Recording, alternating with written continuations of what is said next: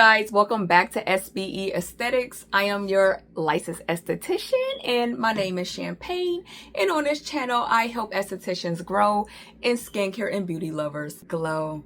Welcome if you're new here. Today's video is going to be about 5 mistakes beginners make when they're doing their makeup, and then I'm going to also share how to fix them. I wanted to kind of go over some of the most common mistakes people make when it comes to makeup as a beginner and how to fix those. So I said, why not do a video? Just got off of work and we're gonna get into it. If you want to continue to watch, let's talk about some makeup mistakes you might not realize that you're doing or you're making. Let's get into it. Mistake 1 is going to be what I see even working at Ulta Beauty. This was a common one. I mean, you would think people know about makeup, but they really don't. Us as makeup artists or estheticians or beauty professionals, you can't assume that people always know what you know, because I'm telling you, the majority don't. That's why they have beauty advisors and specialists there to help the people, right? But one of the things is matching your foundation, getting the correct foundation shade for yourself. To fix this problem, you want to match with your jawline. So you want to match like somewhere around here. Why? Because when you put the foundation on and you're going to let it dry down a little bit, you're going to be able to tell if it blends in with your skin. Okay. Me, what I kind of look for is neutral. I don't want too warm and I don't want cool. And if I had to choose cool or warm, I would go for a warm. I don't think cool tones look good on me. That's why I always opt for like a neutral or a warm. But if you're unsure, go for a neutral. But you're going to match it on your jawline. If you kind of see it disappear, then that's your shade color. So do know that. I also want to throw in, because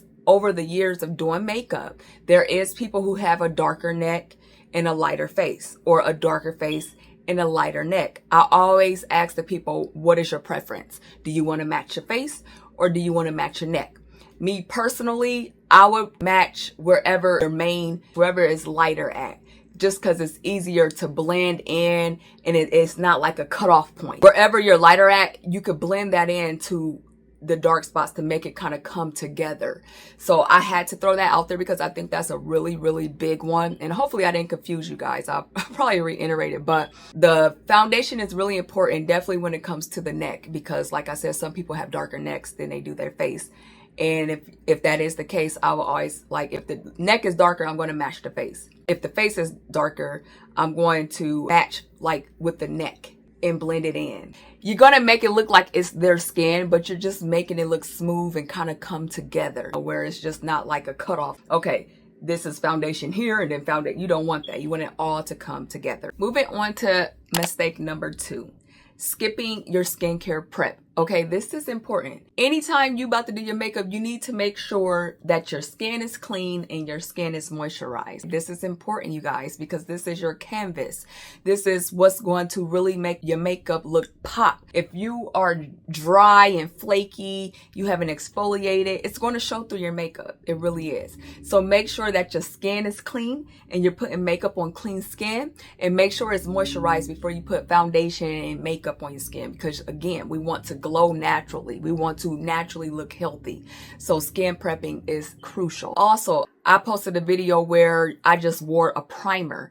You can just do that too without foundation. You can do that. But if you're worried about your foundation slipping or you're sweating, put a primer on your face and let that dry down before you put your foundation on. Okay, so you're going to put your primer on, then your foundation. And just remember, hydrated skin equals smooth foundation. Basically, when your skin is hydrated, the application of your foundation is going to just be effortless. And you don't need much, okay, you guys? Literally, you don't need much. Put the foundation on and make it look like your skin. Let's move on to mistake number 3, using too much product. And I mean too much product of anything, but specifically too much product of foundation. You don't want to cake up your face, okay? It's not necessary. Y'all know I'm always going to preach less is best. You don't need much. Get what you need. Apply it, use it, cover up whatever you need to cover up, but treat it like skin, treat it healthy. Don't make it seem like you're trying to hide who you are. No shade to those who do full coverage, but even with full coverage, you can still use the less is best. You can start off with light coverage and then build your way up to full coverage if needed. Also, when you're putting your foundation on, you want to dab, okay? You want to just dab that makeup on like this. dab. You don't want to drag it, because when you drag it, you streak it. You leave streaks and it doesn't glow. Now, I ain't got no makeup on my face, y'all. This is good skincare, okay? I really don't wear foundation. Honestly, I really don't. I'll do a tinted moisturizer if I feel up to it. But other than that, it's my skincare and my blush. But you want to make sure you dab instead of drag. And remember, I'm always a big firm believer of local treatment or local spot treatment or coverage. So only focus your products on the problematic areas.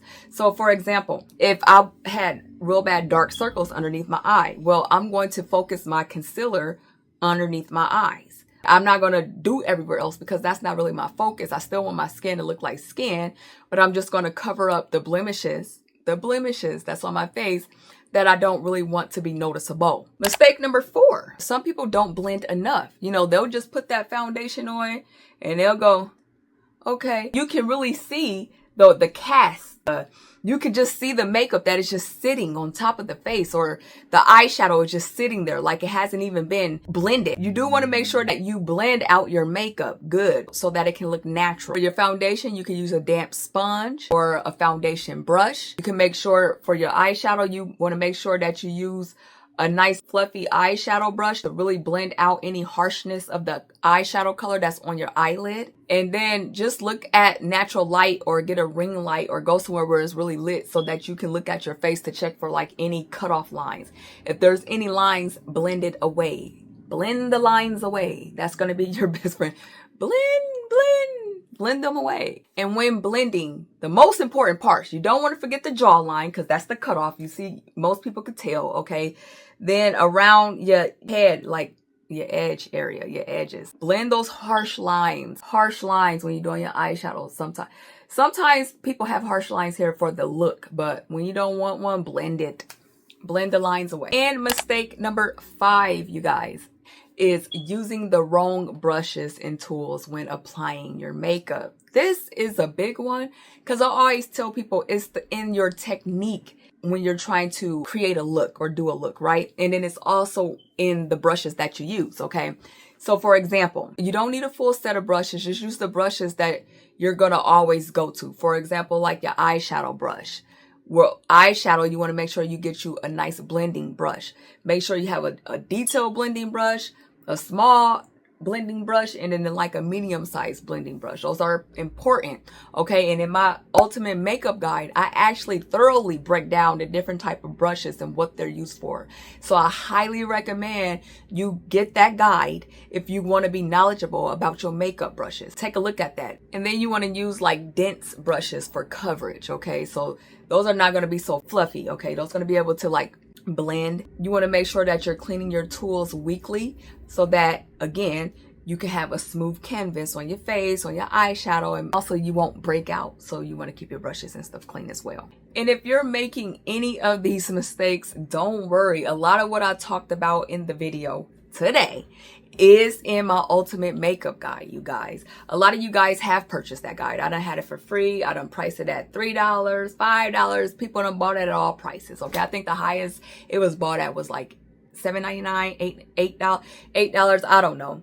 I never priced it that high, but again, people show their support. They show their kindness. I'm just forever grateful for that. But if you want more information in regards to today's video, a lot of that is in the makeup guide, specifically those brushes.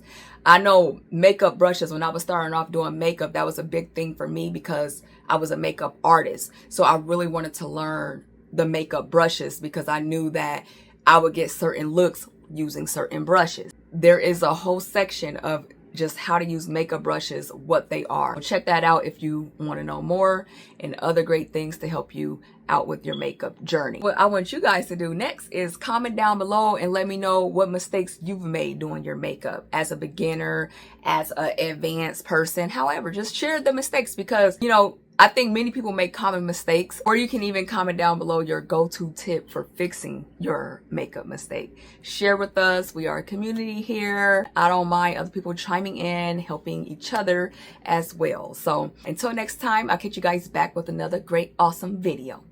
Bye.